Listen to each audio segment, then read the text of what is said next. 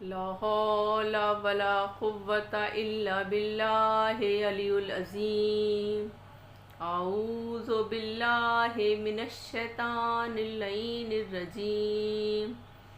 بسم الله الرحمن الرحيم. الحمد لله رب العالمين. الصلاة والسلام على أشرف الأنبياء والمرسلين سيدنا ونبينا وشفينا ومولانا بالقاسم محمد وآله الطيبين الطاهرين المعصومين المظلومين. أما بعد فقد قال الله تبارك في كتابه المبين وهو أصدق الصادقين. وقال الحق. بسم الله الرحمن الرحيم. على كل شيء قدیر.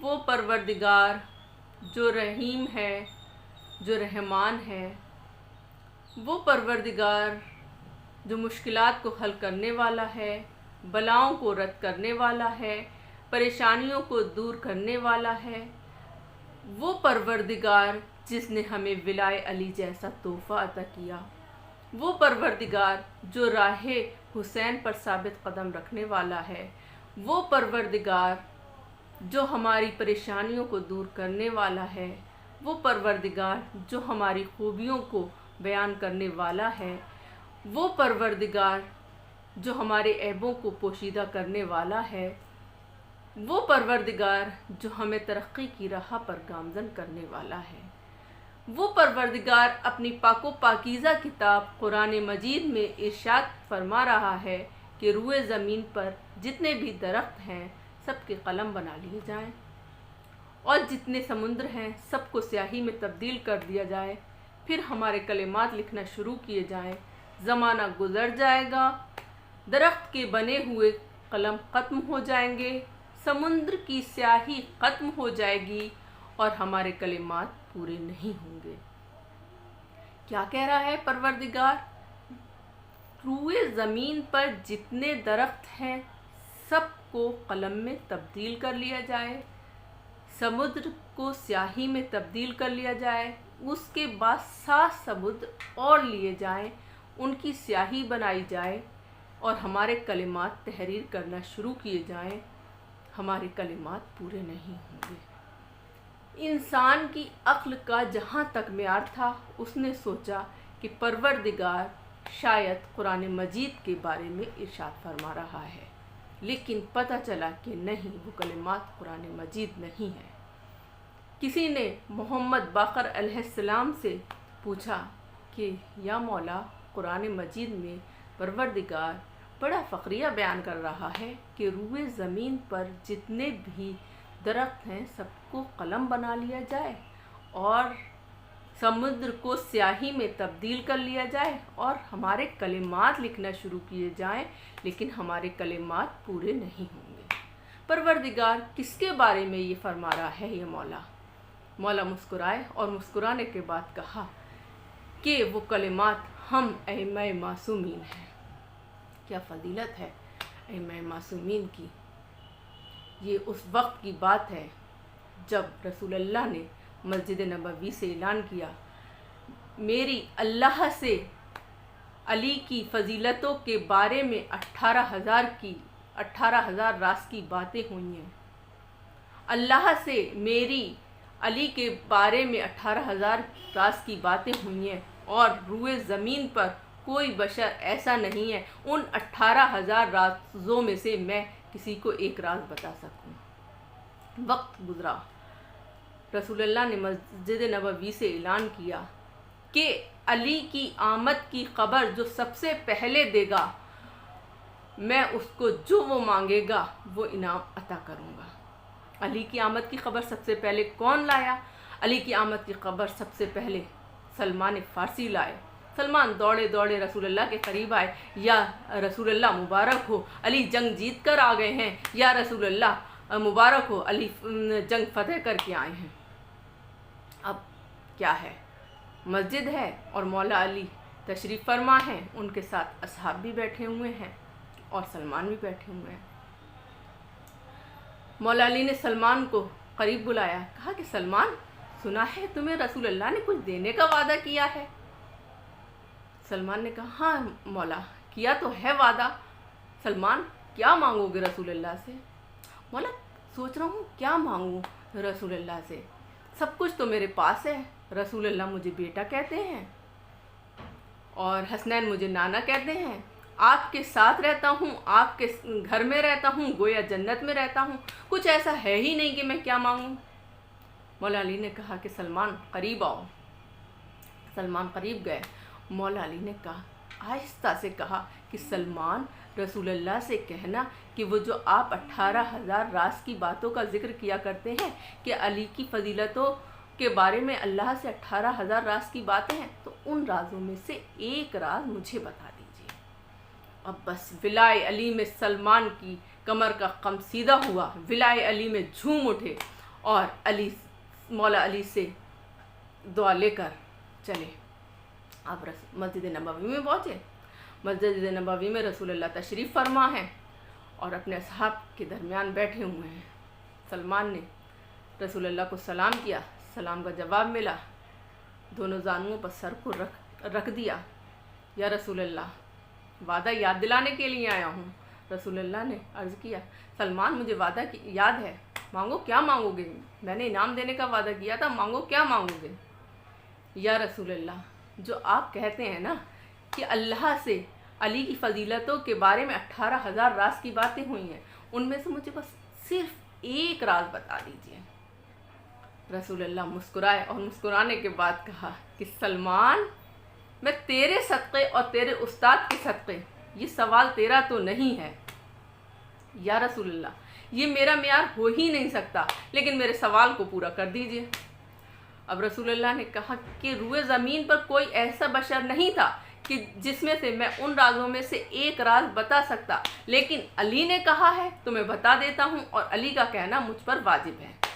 अब सलमान से रसूल अल्लाह ने कहा, सलमान, मस्जिद नबवी से निकलना और कुछ फासले पर जाओगे तो कुछ फासले पर एक टीला नज़र आएगा, और जब टीला नज़र आएगा टीले पर ठोकर मारना और हमारा सलाम कहना, और जब टीला रास्ता छोड़ दे तो सीढ़ियाँ नज़र आएंगी, जब सीढ़ियों पर उतरोगे तो उसमें से एक रास्ता तुम्हें नज़र आ जाएगा। सलमान ने अपनी रसूल अल्लाह के दहन से निकली हुई बातें अपने जहन में महफूज की और मस्जिद नबवी से चले। कुछ फासले पर चलना था कि एक टीला नज़र आया। सलमान ने टीले को ठोकर मारी। ठोकर मारने के बाद कहा कि रसूल अल्लाह ने कहा है कि मेरे लिए रास्ता छोड़ दो। सलमान के लिए रास्ता छोड़ा। टीले ने एक सीढ़ी नज़र आई, सीढ़ी पर उतरे सलमान। अब सीढ़ी पर उतरते जाते हैं, या अली मदद कहते जाते हैं, सीढ़ी पर उतरते जाते हैं, या अली मदद कहते जाते हैं। सीढ़ी के जब इख्तिताम पर पहुँचे तो सलमान ने अपने आप को एक नूरानी शहर में पाया। ऐसा नूरानी शहर जिसमें 70 और शहर हैं और हर शहर में 70 मस्जिदें हैं और हर मस्जिद में 70 मिंबर हैं और हर मिंबर पर मौला अली खुतबा दे रहे हैं। सलमान ने ये देखा तो एक सुतून था और सुतून की ओट में छुप गए, और सुतून की ओट में छुपने के बाद मौला अली का नज़ारा देख रहे हैं कि मौला अली किस तरह खुतबा दे रहे हैं। अब मौला अली ने खुतबा देना शुरू किया। बिस्मिल्लाहिर्रहमानिर्रहीम। तमाम हम्द उस खालिक़ कायनात के लिए जिसने मुझे हर चीज़ में अली बनाया, जिसने मुझे कायनात में अली बनाया, जिसने मुझे मुमकिनात में अली बनाया, जिसने मुझे रफ्तार में अली बनाया, जिसने मुझे गुफ्तार में अली बनाया, जिसने मुझे इबादत में अली बनाया, जिसने मुझे शुजाअत में अली बनाया, जिसने मुझे सखावत में अली बनाया, और सारा ज़माना जान ले और सुतून की ओट में छिपा हुआ सलमान जान ले, कोई बात ऐसी नहीं जो मुझे नहीं पता हो। मैं वो हूँ जिसने शब मेराज रसूल के बिस्तर पर सोकर अल्लाह की मर्ज़ी खरीदी है। क्या कहने हमारे मौला के नौकरों का, हमारे मौला के ग़ुलामों का ये म्यार है, तो मौला का म्यार क्या होगा। सलमान जो हर वक्त مولا علی کے ساتھ رہا کرتے تھے، وہ مدائن کے گورنر تھے اور ہر وقت مولا علی کے ساتھ رہا کرتے تھے۔ سلمان کے بھی نوکر تھے زازان، سلمان کے نوکر تھے زازان جو ہر وقت سلمان کے ساتھ مسجد میں رہا کرتے تھے، جو ہر وقت مسجد میں علی کے ساتھ رہا کرتے تھے۔ ایک دن سلمان نے زازان سے کہا کہ مولا علی سے ملاقات کیے ہوئے بہت دن ہو گئے، سلمان میرا اب اس دنیا میں دل نہیں، زازان میرا اس دنیا میں دل نہیں لگتا، مجھے چادر دے دو۔ سلمان نے تخت اتارا اور لیٹ گئے، چادر اوڑھی اور زازان سے کہا خدا حافظ۔ زازان نے کہا کہ سلمان یہ کیسے آپ جا رہے ہیں؟ نہ کوئی وصیت نہ کوئی نصیحت، آپ مدائن کے گورنر ہیں، جب کوئی ایک عام آدمی بھی جاتا ہے تو وصیت بھی کرتا ہے، نصیحت بھی کرتا ہے، آپ نے نہ وصیت کی نہ کوئی نصیحت کی، اور آپ ایسے کیسے اس دنیا سے جا رہے ہیں؟ بس زازان پہ رقص طاری ہوئی اور زازان رونے لگے، یا سلمان کوئی تو وصیت کیجئے یا کوئی تو نصیحت کیجئے، آپ ایسے کیسے جا رہے ہیں؟ ایک مرتبہ سلمان کی آواز آئی، زازان کیا وصیت کرنا ضروری ہے؟ ہاں سلمان، کچھ تو وصیت کر دیجئے، کچھ تو نصیحت کر دیجئے، آپ ایسے کیسے جا سکتے ہیں؟ سلمان کہتے ہیں جب ضروری ہے تو میری 4 وصیتیں ہیں، میری 4 وصیتیں ہیں۔ زازان کہتے ہیں بتائیں سلمان۔ سلمان بتاتے ہیں میری پہلی وصیت یہ ہے مجھے غسل معصوم دیں، دوسری وصیت یہ غسل مجھے آب کوثر سے دیا جائے، تیسری وصیت یہ میرا کفن جنت سے آئے، اور چوتھی وصیت یہ ہے میری نماز جنازہ وہ پڑھائیں جنہوں نے محمد کی نماز جنازہ پڑھائے۔ اب یہ کہا سلمان نے اور دنیا سے رخصت ہو گئے۔ اب زازان پریشان، یہ کیسی وصیت کر دی؟ کہاں میں اور کہاں علی؟ کہا غسل معصوم دیں، معصوم تو مدینے کے علاوہ کہیں ہے نہیں، میں یہاں مدائن میں علی کو کہاں سے لاؤں؟ تم علی کے نوکر ہو اور میں تمہارا بھی نوکر ہوں، میں یہ وصیت کیسے پوری کر سکتا ہوں؟ زازان کہتے ہیں پوری زندگی مسجد میں گزار دی، 7 سال سے مسجد کا پانی استعمال کر رہے ہو، 7 سال سے ایک چادر اوڑھ رہے ہو، اور جب جا رہے ہو دنیا سے تو کہہ رہے ہو غسل آب کوثر سے دیا جائے اور جنت سے کفن آئے، یہ میں کیسے وصیت کر سکتا ہوں؟ سلمان اٹھ جاؤ، اپنی وصیتیں واپس لے لو، میں یہ وصیتیں پوری نہیں کر سکتا، اپنی وصیتیں واپس لے لو، میں یہ وصیتیں پوری نہیں کر سکتا۔ اب سلمان تو دنیا سے رخصت ہو گئے، ادھر زازان رو رہے ہیں، قدموں میں سر رکھا ہے، کہتے جا رہے ہیں سلمان میرا معیار اتنا بلند نہیں ہے کہ میں ان وصیتوں کو پورا کروں، اتنے میں کیسے کر سکتا ہوں؟ اب زازان کہتے ہیں کہ میں رو رہا تھا، قدموں میں سر سلمان کے رکھا ہوا تھا کہ ایک آواز آئی پیچھے سے، زازان زازان۔ میں نے مڑ کر دیکھا کہ مولا علی کھڑے ہوئے ہیں، اور جب میں نے مولا علی کو دیکھا تو میں نے سوچا کہ چلو 2 وصیتیں تو پوری ہو گئیں، ایک نماز جنازہ وہ پڑھائیں جنہوں نے محمد کی نماز جنازہ پڑھائی، اور ایک غسل معصوم دیں۔ اب 2 وصیتیں رہ گئیں کہ غسل آب کوثر سے دیا جائے اور جنت سے کفن آیا جائے، کہ مولا علی نے اپنے دونوں ہاتھوں کو آگے کیا، ایک میں آب کوثر ہے، ایک میں جنت کا کفن ہے، اور قمر ساتھ میں ہے۔ مولا علی نے کہا کہ ہمیں پکارنے کی ضرورت نہیں ہے، بس ہمارے لیے عقیدے کی ضرورت ہے، ہمارے چاہنے والے جس جگہ پر، جہاں پر، جس مقام پر ہمیں پکارتے ہیں ہم مدد کے لیے پہنچ جاتے ہیں، اور ہمارا عقیدہ ہے کہ جب ہم نے یا علی مدد کیا تو مولا علی ہماری مدد کے لیے آ جاتے ہیں۔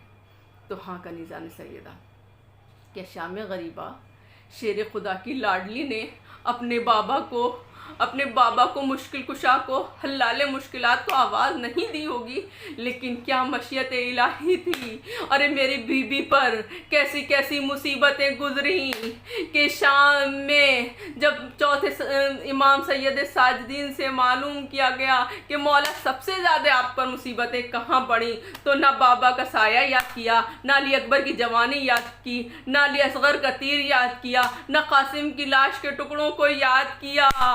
3 मरतबा कहा शाम अशाम अशाम, हमारे ऊपर सबसे ज़्यादा मुसीबतें शाम में गुजरी।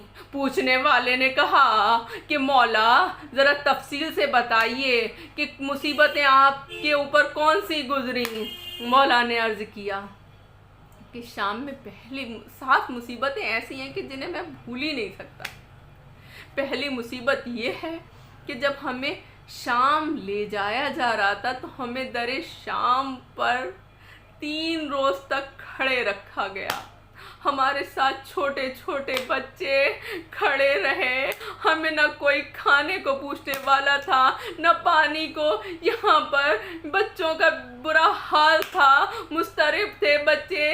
और जब मैंने किसी से पूछा कि हमें अंदर क्यों नहीं ले जाया जा रहा है, तो कहने वाले ने जवाब दिया कि अभी शहर को सजाया जा रहा है। दूसरी मुसीबत ये कि जब हम शाम में दाखिल हुए तो फज्र का वक्त था। जब हम यजीद के दरबार में पहुँचे तो मगरिब का वक्त था और हमें गली कूचों में इस तरह खींचा जा रहा था जैसे गुलामों को खींचा जाता है। और तीसरी मुसीबत ये थी कि जब हम शाम और कूफे के बाज़ारों से गुज़रते थे तो हम पर पत्थर फेंके जाते थे, अंगारे फेंके जाते थे। शाम और कूफे के बाज़ारों में बस ये फ़र्क था, कूफे के बाज़ारों से जब हमें गुजारा जाता था तो हमारे ऊपर खजूरें सदक़े की फेंकी जाती थी। अब जब छोटे छोटे बच्चे भूखे प्यासे खजूरों को उठाते थे तो बीवियां कहती थी हम सैयद हैं, हमारे ऊपर सदका हराम है, खजूरें खाना नहीं। और शाम के बाजार में पत्थर और अंगारे फेंके गए। एक अंगारा मेरे सर पर ऐसा गिरा, मैं चीखता रहा कोई अंगारा हटा दे, दर्द से तड़पता रहा, लेकिन किसी ने अंगारा नहीं हटाया। और चौथी मुसीबत ये थी कि हमें शाम के बाज़ार में ऐसी जगह पर खड़ा किया गया जहां गुलाम और कनीज़ों को फ़रोख्त करने के लिए किया जाता है। रिवायत यहाँ पर मुकम्मल नहीं होती। एक शकी ने मेरी बहन यतीम सकीना की तरफ इशारा किया। मेरी बहन मुस्तरिब हो गई, बेचैन हो गई। ए भैया, हमें कनीज़ी में मांगा जा रहा है। और 5वीं मुसीबत हमारे ऊपर ये थी कि शाम का जिंदान ऐसा था जिसके ऊपर छत नहीं थी। दिन की तपती हुई धूप और रात की ओस, बीवियों के चेहरे बदल गए थे, बीवियों की कमर कम हो गई थी। और छठी मुसीबत, जो सबसे बड़ी मुसीबत, पूछने वाले तू हमसे पूछता है मौला आपकी उम्र सिर्फ 28 साल, आपकी कमर झुकी हुई, आपके सर के बाल सफेद। उस शाम के कैद खाने की सख्तियां झेलते झेलते मेरी बहन सकीना जिंदा से कूच कर गई। मैं गरीब भाई अपनी बहन को न कफन दे सका। अरे उस कुर्ते में मैंने अपनी बहन को गुर्बत के आलम में दफन किया। मेरी कमर झुक गई। और 7वीं मुसीबत ये थी कि जब हमें दरबार शाम में ले जाया जा रहा था, यजीद के दरबार में दाखिल किया जा रहा था, हमें दरबार के दरवाजे पर खड़ा किया गया।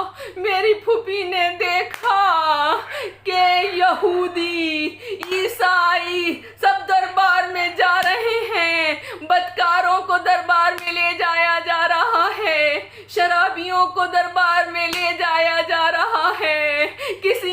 کہا کہ ان اسیروں کو کیوں نہیں لے جاتے؟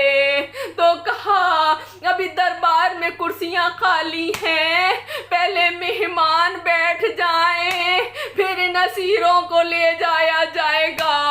ایک مرتبہ شیر خدا کی لاڈلی بیٹی کو غیظ آ گیا کہ زینب شرابی کے دربار میں نہیں جائے گی، زینب یزید کے دربار میں نہیں جائے گی، کہ کس کی مجال ہے، کس میں طاقت ہے جو یزید کے دربار میں زینب کو لے جائے۔ اب میری پھوپھی پر تازیانے لگائے جانے لگے، زینب کے تماچے مارے جانے لگے۔ سید سجاد بیڑیاں ہتھکڑیاں سمیٹے ہوئے آئے، پھوپھی جان ذرا بابا کے سر پر غور کیجئے۔ ارے زینب نے حسین کے سر کو دیکھا، آنکھوں سے اشک بہہ رہے تھے۔ اے بھیا ارے کیوں رو رہے ہیں؟ اے زینب یزید کے دربار میں چلی جاؤ، تمہارا یزید کے دربار میں جانا نانا کے دین کی حفاظت ہے۔ انا للہ و انا الیہ راجعون۔